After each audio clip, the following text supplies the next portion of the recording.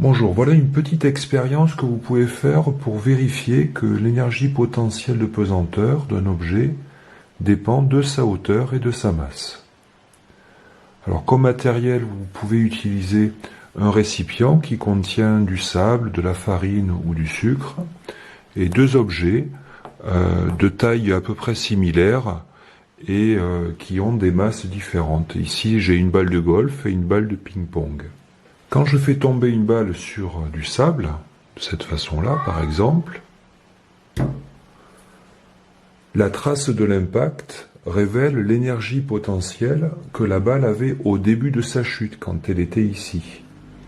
Lors de la chute, l'énergie potentielle se convertit progressivement en énergie cinétique, et au moment du choc avec le sable, la balle déforme la surface du sable.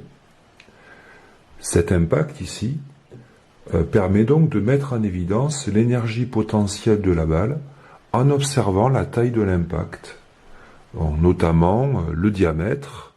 Je peux maintenant tester les paramètres influençant l'énergie potentielle en les faisant varier un à un. Je vais tester l'influence d'abord de la hauteur, puis de la masse de l'objet. Je commence par faire varier la hauteur. Pour cela, je fais tomber la même balle, mais de hauteur de plus en plus grande. J'observe que l'impact a un diamètre d'autant plus grand que la hauteur est différente.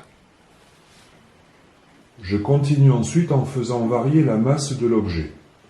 Je refais tomber des mêmes hauteurs une balle de masse beaucoup plus faible, ici la balle de ping-pong. À hauteur égale, j'observe que l'impact a un diamètre beaucoup plus faible si la masse est plus faible.